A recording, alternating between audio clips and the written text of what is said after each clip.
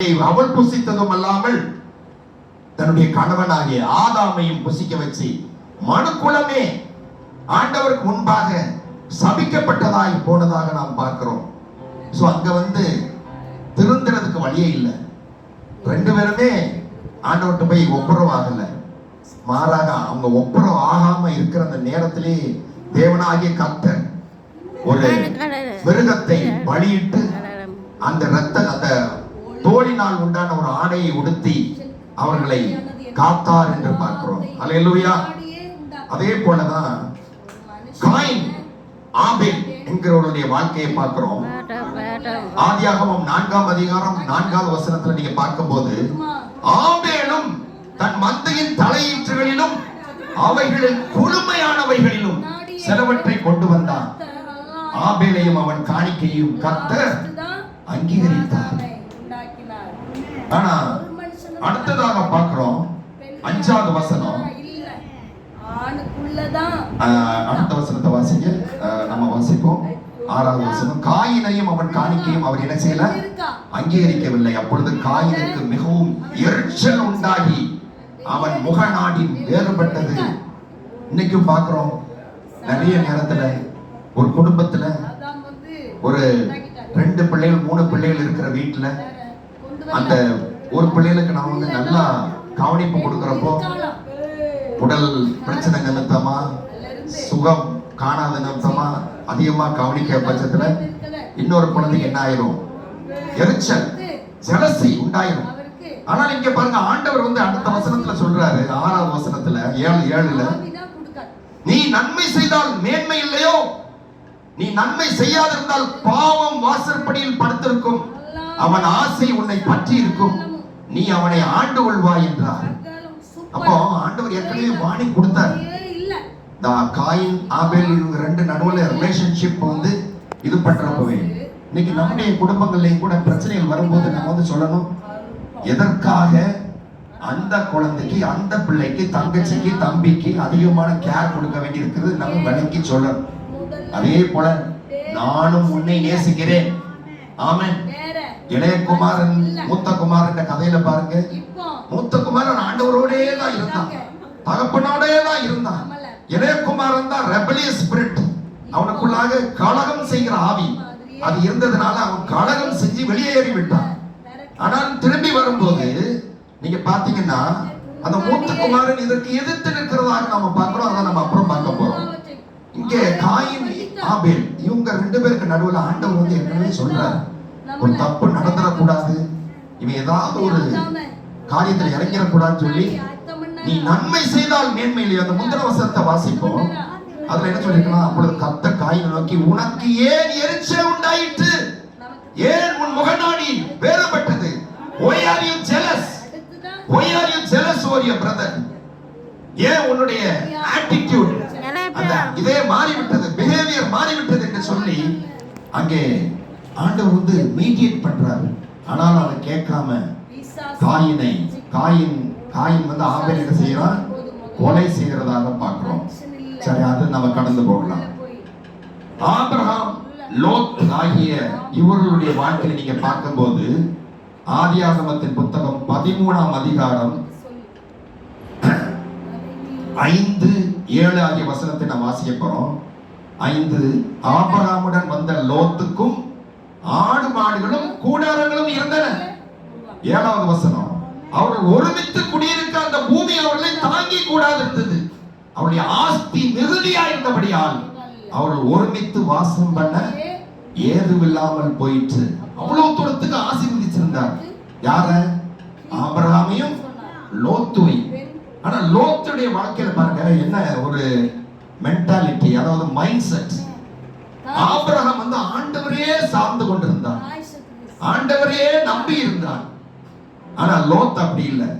ஆதியாகமம் 13ஆம் அதிகாரம் 10வது வசனத்தை நீங்க பார்ப்பீங்கன்னா, அப்பொழுது லோத்து தன் கண்களை ஏறெடுத்து பார்த்து யோர்தான் நதிக்கு அருகான சமபூமி முழுவதும் நீர்வளம் பொருந்தினதாக இருக்க கண்டான். கர்த்தர் சோதோமையும் குமாரரையும் அழிக்கும் முன்னே சோவாருக்கு போம் வழி மட்டும் அது கர்த்தருடைய தோட்டத்தை போலவும் எகிப்து தேசத்தை போலவும் இருந்தது என்று பார்க்கிறோம். அடுத்த வசனம், அப்பொழுது லோத்து யோர்தானுக்கு அருகான சமபூமி முழுவதையும் தெரிந்து கொண்டு கிழக்கே பிரயாணப்பட்டு போனான். இப்படி அவர்கள் ஒருவரை விட்டு ஒருவர் பிரிந்தார்கள் என்று பார்க்கிறோம். ஆபிரகாமை ஆண்டவர் நடத்தின ஒரு விதம், அதே போல ஆபிரகாம் ஆண்டவரை சார்ந்து கொண்ட ஒரு விதம் இந்த லோத்துவிடம் இல்லை. லோத்து கிட்ட பாத்தீங்கன்னா கண்களின் இச்சை, மாம்சத்தின் இச்சை, ஜீவனத்தின் பெருமை ஆகிய இவைகள் செயல்பட்டு கொண்டே இருந்தது. இது ஆண்டவருடைய ஆவியானவருக்கு விரோதமான காரியம். ஆனாலும் கூட பாத்தீங்கன்னா லோத் இந்த காரியத்துல ஆண்டவர்கிட்ட ஒப்புரவாகவில்லை. கடைசியில என்ன நடந்துச்சு என்று நம்ம எல்லாருக்குமே தெரியும். அடுத்ததாக நம்ம இன்னொரு ஆண்டவர் பயன்படுத்தின பாத்திரத்தை பார்க்கிறோம். ஆதியாகமம் 25ஆம் அதிகாரம் 22, 23 ஆகிய வசனத்துல ரெபெக்காள் கர்ப்பத்திலே பிள்ளைகள் ஒன்றோடு ஒன்று மோதி கொண்டிருந்தன.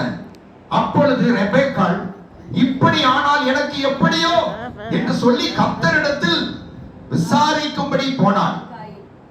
அதற்கு கர்த்தர், 2 ஜாதிகள் உன் கர்ப்பத்தில் உண்டாயிருக்கிறது, 2 வித ஜனங்கள் உன் வயிற்றிலிருந்து பிரியும், அவர்கள் ஒரு ஜனத்தார் மற்ற ஜனத்தாரை பார்க்கிலும் பலத்திருப்பார்கள், மூத்தவன் இளையவனை சேவிப்பான் என்றார். ஆமென். ஆண்டவர் முன்கூட்டியே ரெபெக்காள்ட்ட சொல்லிட்டார், இப்படித்தான் வரப்போகுது. 2 பிள்ளைகள் உன் கர்ப்பத்தில் இருக்கு, அதுல மூத்தவன் என்ன செய்வான், இளையவனை சேவிப்பான். ஆனா என்ன நடந்துச்சுன்னு உங்க எல்லாருக்கும் தெரியும். ஆதியாகமத்தின் புத்தகம் 27ஆம் அதிகாரம் 5 நம்ம வாசிக்கும் போது, ஈசாக்கு தன் குமாரனாகிய ஏசாவோடே பேசுகையில் ரெபெக்காள் ஒட்டு கேட்டு இருந்தான். ஏசா வேட்டையாடி கொண்டு வரும்படி வனத்துக்கு போனான். எல்லாம் அந்த காதுல உங்களுக்கு தெரியும். சோ இந்த காரியத்தை ரெபெக்காள் அம்மா என்ன செய்யறாங்க, யார கூப்பிட்டு, யாக்கோபை கூப்பிட்டு, ஏசாட்ட உங்க அப்பா இப்படி சொல்லியிருக்கிறாரு, வேற வழியே கிடையாது, நம்ம ஆசீர்வாதத்தை என்ன செய்யணும், திருடணும், ஆசீர்வாதத்தை திருட்டுத்தனமாய் பெற்றுக்கொள்ள வேண்டும் என்று சொல்லி ஆலோசனைகள் எல்லாம் கொடுத்து, நான் அதெல்லாம் சொன்னா டைம் போதாது. அந்த ஆட்டு மயிரை எல்லாம் உடுத்தி ஏசானுடைய ஆடைகள் எல்லாம் போட்டு மிமிக்ரை எல்லாம் பண்ணி, ஆனாலும் சத்தத்தை அவனால மாத்த முடியல. அல்லேலூயா. ஆனா அந்த ரெபெக்காள் என்ன செஞ்சிருக்கலாம், நம்ம கடந்த நாட்கள்ல பாஸ்டர் சார்ல்ஸ் அவங்க சொல்றப்ப சொன்னாங்க, ஆண்டவர் அவளுக்கு வெளிப்படுத்தி இருக்கிறாரு, ஏசாவுக்கு உங்க அப்பா என்னத்த ஆசீர்வாதத்தை கொடுக்கட்டும், அதை பத்தி கவலையே வேண்டாம், ஆண்டவர் உன்னைத்தான் ஆசீர்வதிப்பேன்னு சொல்லியிருக்கிறார், அதனால டோன்ட் பாதர், நம்ம ஒண்ணு செய்ய வேண்டாம் சொல்லியிருக்கலாம். ஆனா அப்படி சொல்லல. ரெபெக்காள் உலகாந்திர விதமாக செயல்பட்டதா பார்க்கிறோம். இன்னைக்கு அநேக நம்முடைய வாழ்க்கையில அருமையான குணசாலியான ஸ்திரீகள், புத்திசாலியான ஸ்திரீகள் நம்முடைய பிள்ளைகளுடைய வாழ்க்கையில இப்படிப்பட்ட காரியங்களை நம்ம செயல்படுத்தும் போது கவனமா இருக்கணும். இன்னொரு பிள்ளைய ஃபேவர் பண்ணி இன்னொரு பிள்ளைய போய் நம்ம மட்டம் தட்டி அப்படி இல்லாம ரெபெக்காள் போல இல்லாம ஆண்டவர் போல இருக்கணும். ஆமென். அல்லேலூயா. எல்லாரும் ஆண்டவர் நமக்கு கொடுத்திருக்கிற பிள்ளைகள் தான். ஆமென். கரங்களை தட்டி தேவனை மகிமைப்படுத்துவோம். அல்லேலூயா. யாரும் நமக்கு வேண்டிய பிள்ளை வேண்டாத பிள்ளைட்ட கிடையவே கிடையாது. அன்னைக்கு ரெபெக்காள் மட்டும் ஞானமா செஞ்சிருந்தாலும் வைங்கள, ஏசா இவ்வளவு இந்த யாக்கோபு இவ்வளவு கஷ்டப்பட்டு ஓடி ஓடி ஓடி ஒளிஞ்சிருக்கணும் அவசியமே கிடையாது. கடைசியில் அங்க லாபான்ட்ட போய், அங்க தமிழ்ல தான் உண்டு, ஏமாற்றாதே ஏமாறாதே, ஏமாற்றுனா நீ ஏமாறுவ. ஆனா யாக்கோபு வாழ்க்கையில அது உண்மையிலே நடந்துச்சு. இங்க ஏமாத்தின அப்பாவை அங்க மாமனார்ட்ட போய் ஏமாந்துகிட்டே இருந்தான். முத விஷயம், பெரிய விஷயம், யார விசேஷித்த விதமா நேசித்து கல்யாணம் பண்ணணும் இருந்தானோ அதுக்கு பதிலா அந்த ராகேலுடைய அக்காவை கொண்டு விட்டுட்டார். எவ்வளவு பெரிய இது பாருங்க, ஏமாற்றம்னா ஏமாற்றம், அவ்வளவு பெரிய ஏமாற்றம். இன்னொரு 10 வருஷம் இது அப்படி 20 வருஷம் இருக்க வேண்டியதாயிருச்சு. அதுக்கப்புறம் தான் ராகேல் இப்படி அவனுடைய சம்பளத்தை எல்லாம் மாத்தி மாத்தி மாத்தி கஷ்டப்பட்டு கடைசியில் ஒரு நேரத்தில் ஆண்டவர் சொன்னதுக்கு அப்புறம் தான், எழுந்து பெத்தேலுக்கு போ என்று ஆண்டவர் சொன்னார். நீங்க இருந்தது போதும், நான் உன்னோடு கூட இருக்கிறேன். இவ்வளவு ஏமாத்துற ஒரு எத்தன் கூட ஆண்டவர் இல்லாம போகல, கூடவே இருந்தார். ஆமென். உங்களுடைய வாழ்க்கையில ஆண்டவருக்கு விரோதமா நம்ம தவறு செஞ்சாலும் கூட ஆண்டவர் நம்மளை அப்படியே கடாசி தள்ளுறவர் கிடையாது. தேவையே இல்லை என்று தூக்கி வீசுகிறவர் அல்ல, அவர் நம்மை அரவணைக்கிற கர்த்தர். அல்லேலூயா, அல்லேலூயா. கடைசியில பார்க்கிறோம், அவன் எவ்வளவு தூரம் கஷ்டப்பட்டு கடைசியில அவன் அந்த ஆசீர்வாதத்தை திரும்பி பெற வேண்டியதா இருந்துச்சு என்றால், ஆதியாகமத்தின் புத்தகம் 32ஆம் அதிகாரம் 22 இருந்து நம்ம வாசிப்போம். அங்க என்ன பண்றாங்க? ராத்திரியில் எழுந்திருந்து தன் 2 மனைவிகளையும் தன் 2 பணிவிடைக்காரிகளையும் தன்னுடைய 11 குமாரரையும் கூட்டிக் கொண்டு யாப்போக்கு என்ற ஆற்றின் துறையை கடந்தான். அடுத்த வசனம், அவர்களையும் சேர்த்து ஆற்றை கடக்க பண்ணி தனக்கு உண்டான யாவையும் என்ன செஞ்சான்? அக்கறைப்படுத்தினான். யாக்கோபு பிந்தி தனித்திருந்தான். அப்பொழுது ஒரு புருஷன் பொழுது விடியுமளவும் அவனுடனே போராடி அவனை மேற்கொள்ளாததை கண்டு அவனுடைய தொடை சந்தை தொட்டார். அதனால் அவருடனே போராடுகில் யாக்கோபின் தொடை சந்து சுளுக்கிட்டு அவர், நான் போகட்டும், பொழுது விடுகிறது என்றான். அதற்கு அவன், நீர் என்னை ஆசீர்வதித்தால் ஒழிய உம்மை போக விடேன் என்றான். அப்பொழுதுதான் கேட்கிறாரு, உன் பேர் என்ன என்று கேட்டார். யாக்கோபு என்றான். தன்னுடைய தகப்பன்கிட்ட போய் உன் பேர் என்னன்னு கேட்டதுக்கு என்ன சொன்னான்? ஏசா. இப்பதான் உண்மையான பேரை சொல்ல வேண்டியதாயிற்று. என் அருமையான தேவ பிள்ளைகளே, ஆசீர்வாதத்தை ஏற்கனவே ஆண்டவர் உனக்கு வச்சிட்டார். கடைசியில பாத்தீங்கன்னா அவன் போராடி பெற வேண்டியதாயிற்று. உங்களுடைய வாழ்க்கையில ஆண்டவர் ஏற்கனவே சொல்லிட்டார், நான் உன்னை ஆசீர்வதிக்கவே ஆசீர்வதித்து பருகவே பருக பண்ணுவேன்னு சொல்லி வாக்கு கொடுத்தார். இன்னும் போய் ஆண்டவரே நீ ஆசீர்வதியும் ஆசீர்வதியும் ஆசீர்வதியும் ஆசீர்வதித்தால் உன்னை விடுவதில்லை, நான் ஏற்கனவே உன்னை ஆசீர்வதிச்சிட்டேன்ல அப்படின்னு சொல்லுவாரு.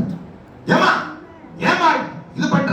சில பேர் சொல்லுவாங்க, நான் போராடி ஆண்டவர் உட்கார்ந்து இருக்கிற சிங்காசனத்தை ஆட்டி ஆசீர்வாதத்தை நீ ஆசீர்வதித்தால் விடுவதில்லை. யாக்கோபு போல சில பேர் தப்பாவும் பிரசங்கம் பண்ணிடுறாங்க. யாக்கோபு போல நீ போராடி ஜெபிச்சாதான் ஆசீர்வாதம் மேல கிடைக்கும்.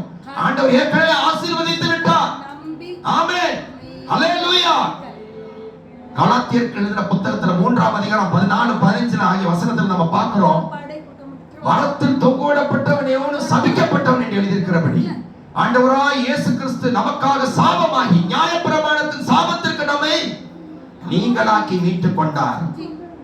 ஆபிரகாமுக்கு உண்டான ஆசீர்வாதம் கிறிஸ்து இயேசுவினால் புறஜாதியாய உங்களுக்கு எனக்கு வரும்படியாக ஆவியை குறித்து சொல்லப்பட்ட